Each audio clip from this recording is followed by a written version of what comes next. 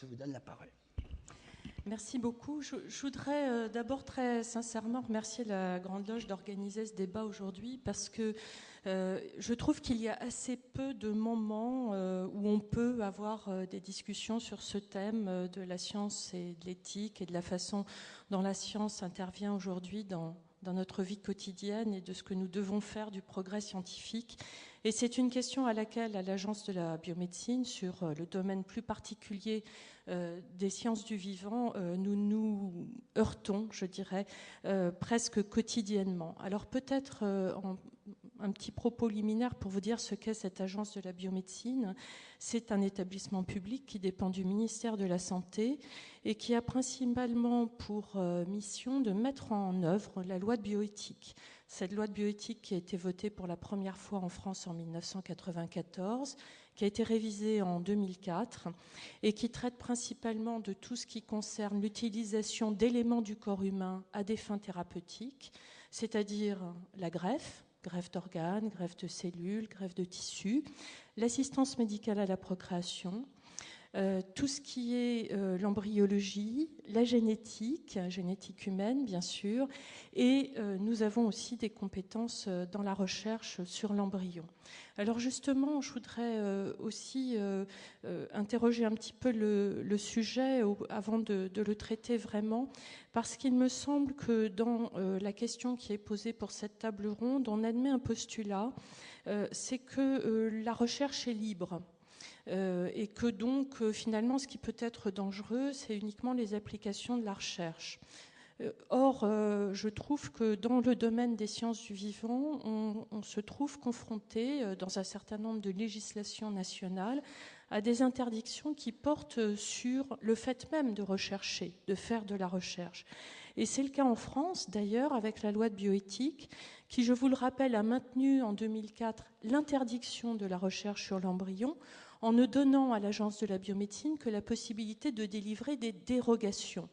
Donc ça suppose quand même qu'on a en amont une réflexion sur la légitimité sociale, éthique de certaines recherches, notamment, et c'est un deuxième aspect, lorsqu'elles touchent un matériau très particulier.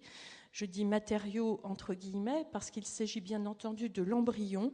Cet embryon qu'on peut traiter comme un matériau biologique, mais avec certaines précautions particulières, parce qu'il n'y a plus l'intentionnalité d'enfant, dans la mesure où c'est un embryon qui ne fait plus l'objet d'un projet parental, comme le dit la loi.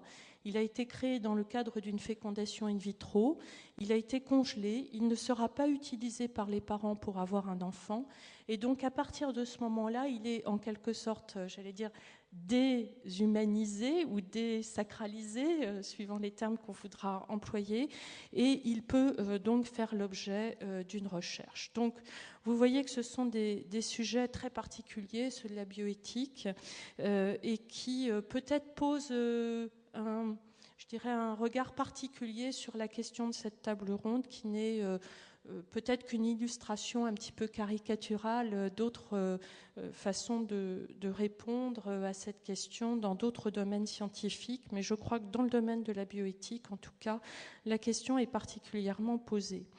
Alors, si on admet donc que ce n'est pas la science en tant que telle qui doit être contrôlée, mais la façon dont l'homme l'utilise, et que cette utilisation doit bien entendu contribuer au bien-être général ou au bonheur de l'humanité, et peut-être même désormais à celui des générations à venir, puisqu'on se soucie, et c'est relativement récent, de plus en plus des conséquences pour l'avenir du progrès scientifique, eh bien alors on rentre dans le domaine de la bioéthique. Cette réflexion bioéthique, traditionnellement, elle s'articule autour de 4 principes, comme le rappelait M. Gerhardt tout à l'heure, qui sont couramment utilisés pour exercer le discernement dans ces domaines de la bioéthique. Le premier de ces principes, c'est la bienfaisance. Je prends un exemple, si un médecin aide un couple infertile à avoir un enfant, alors il exerce une bienfaisance.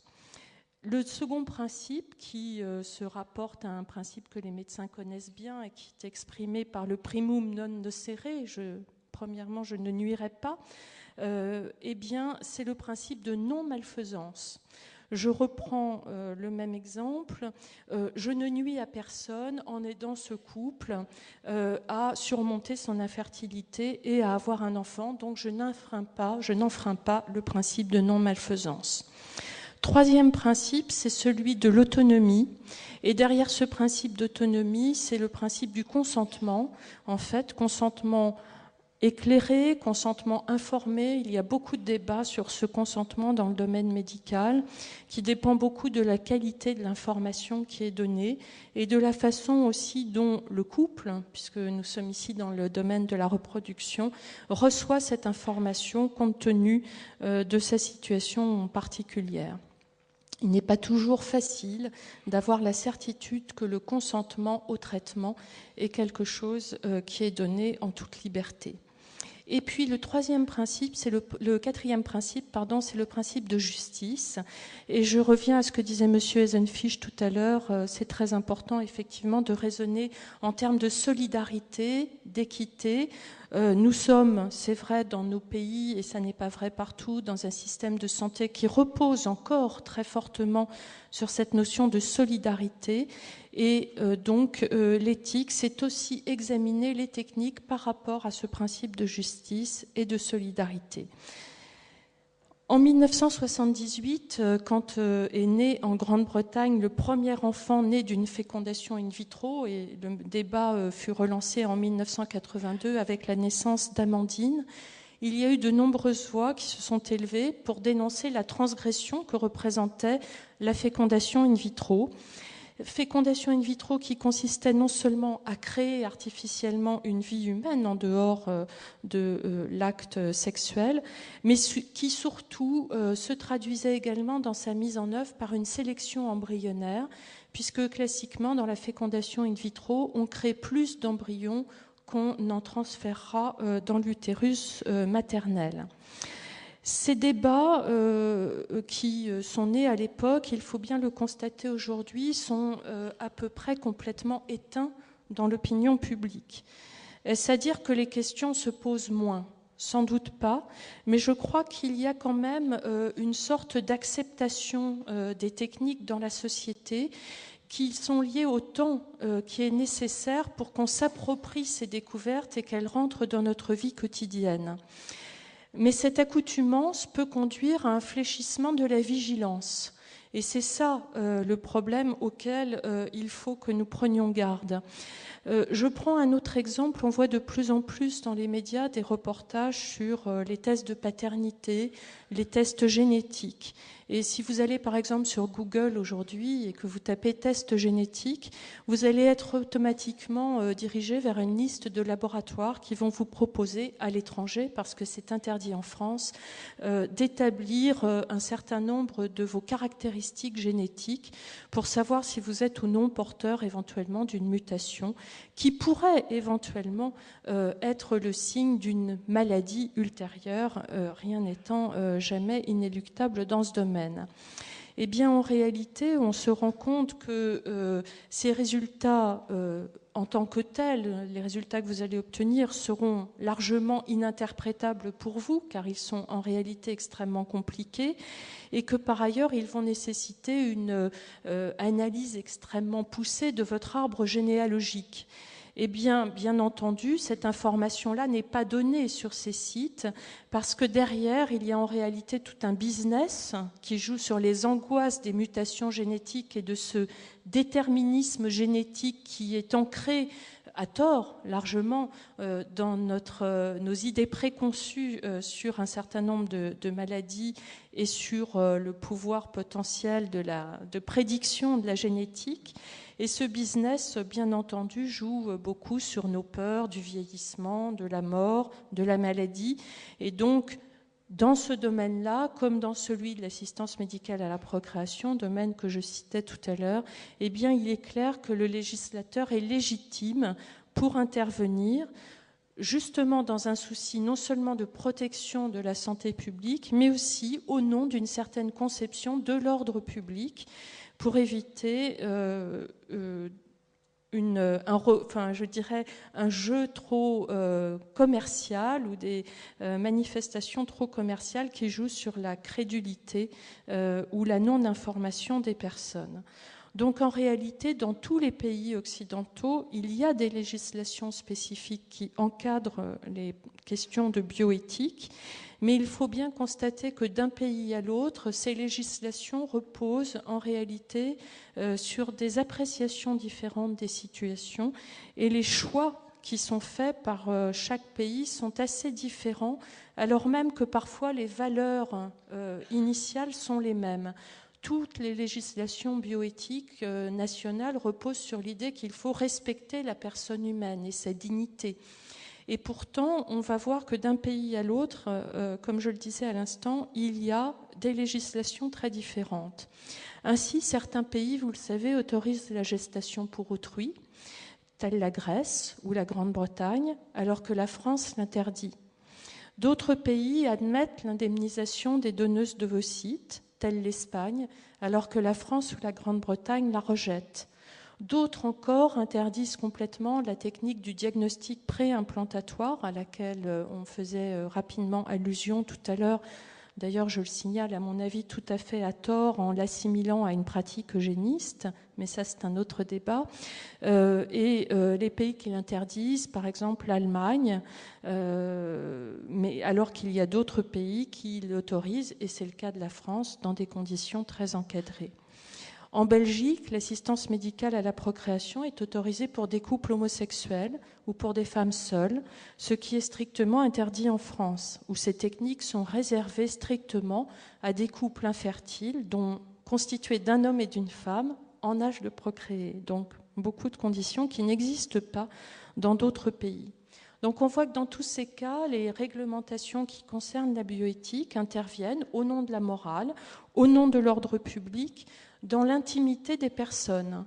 Et ça, je crois que c'est quelque chose qu'il faut avoir absolument à l'esprit, car il est rare que la loi fasse intrusion de façon aussi directe et aussi importante dans l'intimité des personnes, et notamment au niveau de la fécondité, la sexualité ou le couple. Pour élaborer cette réglementation nationale, le législateur fait appel à ce qu'on pourrait appeler un discernement global qui s'appuie sur ce principe que j'évoquais tout à l'heure, désormais reconnu au niveau des textes internationaux, qui est celui du respect de la dignité humaine.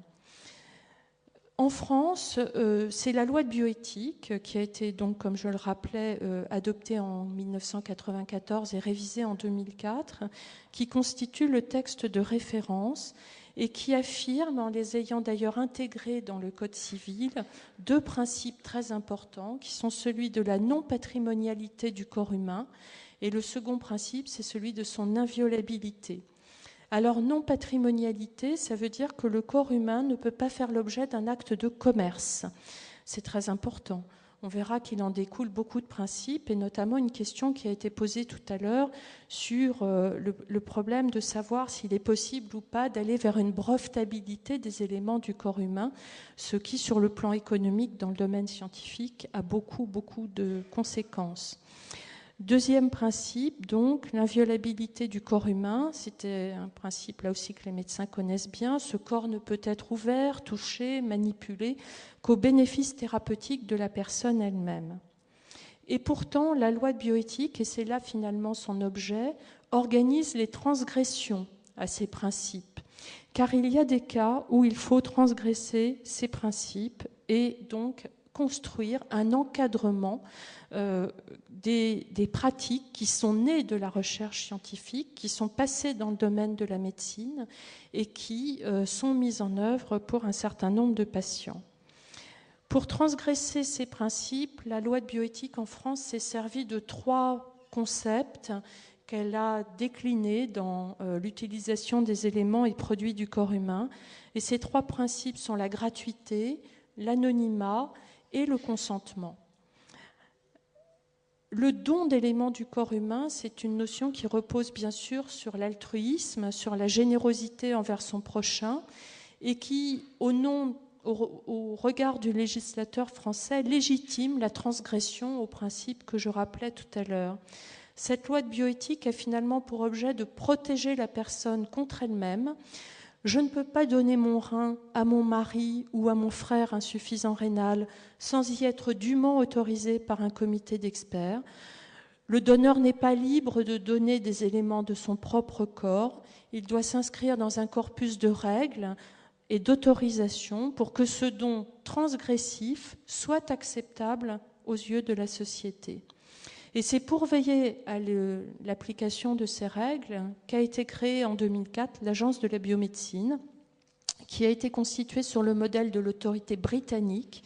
Nos amis grands-bretons ont une expérience plus ancienne que nous de ces questions, et c'est la HFEA, Human Fertilization Embryology Authority, qui réglemente depuis 15 ans déjà en Grande-Bretagne la mise en œuvre d'une réglementation qui est finalement assez comparable à la France, à quelques exceptions près. Cette agence de la biomédecine, elle est dotée d'un conseil d'orientation, et je crois que c'est important de le souligner, car c'est une des modalités qui a été trouvée par le législateur français pour encadrer ce domaine. Et ce conseil d'orientation, il est composé, un peu à l'image du CCNE, de représentants de scientifiques et de personnes qui viennent des sciences humaines, de représentants aussi des grandes institutions de notre pays, le Conseil d'État, la Cour de cassation, la Commission consultative des droits de l'homme, le Comité consultatif national d'éthique. Il comprend également des élus, et je crois que ça, c'est un point extrêmement important, parce que nous avons besoin de partager avec nos élus qui font la loi une certaine compréhension de ces sujets, et ayant participé très activement à la révision en 2004 de la loi de bioéthique, j'ai pris conscience du chemin qui restait à faire pour que l'ensemble du corps législatif comprenne et bien toute la complexité de ces sujets. Et puis, enfin, il est composé aussi de représentants des associations. Et je crois que ça, c'est quelque chose qui est devenu, bien entendu, très, très important dans ce débat. Il donne des avis, ce conseil d'orientation, dans toutes les décisions qui sont prises par l'Agence de la biomédecine. Et je prends un exemple de décision parce qu'il est symbolique. C'est ce qu'on appelle dans notre jargon le double diagnostic DPI-HLA et qui cache en fait quelque chose qu'on appelle plus couramment dans les médias le bébé médicament, c'est-à-dire l'enfant conçu à la suite d'une fécondation in vitro, dont l'embryon a été sélectionné par diagnostic préimplantatoire afin qu'il ne soit pas porteur de la maladie génétique transmissible grave et incurable présente dans cette famille. Et c'est ça qui légitime le fait qu'on ait recours au diagnostic préimplantatoire. Et de surcroît, on s'assure que l'embryon sélectionné est compatible avec l'enfant déjà né, de façon à ce que cet enfant est né puisse bénéficier d'une greffe de cellules, enfin d'une greffe de moelle, d'une greffe de sang de cordon, très exactement, au moment de la naissance de son petit frère ou de sa petite sœur, dans l'espoir, bien entendu, de le guérir. Donc vous voyez que ce sont des techniques extrêmement pointues. J'ai essayé d'être compréhensible, mais je reconnais que ce n'est pas très facile. Il y en a 2-3 par an, et c'est donc l'Agence de la biomédecine qui donne, après avis du Conseil d'orientation, l'autorisation aux médecins de mettre en œuvre ces techniques de diagnostic préimplantatoire et de caractérisation HLA de l'enfant à naître à l'occasion d'une fécondation in vitro. Donc, quelle que soit la structure administrative qui est retenue dans chaque pays pour traiter ces questions, et quel que soit l'encadrement qui est établi par le législateur, il me semble que le plus important, bien entendu, c'est de disposer, oui, je vais raccourcir, de disposer d'espaces de discussion pour évoquer de façon permanente avec les scientifiques ces questions. Je crois qu'aujourd'hui, en tout cas dans le domaine des sciences de la vie, les chercheurs avec lesquels nous travaillons quotidiennement sont tout à fait conscients de ce que nous évoquions tout à l'heure, ce retour réflexif sur leur pratique qui est indispensable. L'agence essaye de les accompagner dans ce retour en mettant à leur disposition ces espaces de réflexion éthique. Je pense que ça ne suffit pas. Il faut aussi que les chercheurs soient convaincus que cette réflexion éthique n'est pas un frein à leur activité, comme on le disait tout à l'heure, mais bien une façon de construire avec eux une certaine éthique de leur pratique. Bien souvent, comme on l'a évoqué, le principe de précaution ou l'éthique sont avancés pour mettre un terme, avant même qu'elle ait eu lieu, à la discussion, et ça, je crois que c'est extrêmement négatif. Donc, pour conclure, je dirais que cet encadrement, oui, je pense qu'il est possible. Je pense qu'il faut qu'il y ait un certain nombre de conditions qui soient remplies pour qu'il puisse s'exercer. Il faut l'organiser, déjà. C'est la première chose. Et je pense que l'Agence de la biomédecine, d'une certaine façon, est un bon exemple. En tout cas, pour l'instant, il semble que ça marche, de cette organisation. Il faut accepter, c'est pas toujours facile pour les chercheurs, le temps de la réflexion. On est dans une compétition scientifique internationale, ça a été évoqué tout à l'heure. Les scientifiques sont demandeurs de résultats rapides, ils ont besoin de publier, ils ont besoin d'aller dans les congrès internationaux avec leurs résultats scientifiques. Il faut qu'ils acceptent aussi que la réflexion éthique prenne du temps, et il faut qu'ils acceptent aussi que le temps de réflexion de la société n'est pas le leur, et que ils ont l'obligation, en fait, de discuter avec cette société, d'expliquer, peut-être à travers les mythes. Moi, j'ai souvent constaté, effectivement, que c'était une très bonne façon de faire passer des choses complexes auprès de personnes qui ne connaissent pas ces domaines scientifiques, pour les aider à saisir les enjeux qui sont derrière ces techniques. Et donc je crois qu'il faut qu'il y ait un débat qui s'instaure dans notre société. Il est très peu développé aujourd'hui, et je reviens donc au remerciement que je formulais au début de mon intervention. Je crois que des réunions comme celle d'aujourd'hui permettent de nourrir ce débat, de l'initier. Je souhaiterais bien évidemment que ce débat soit plus large.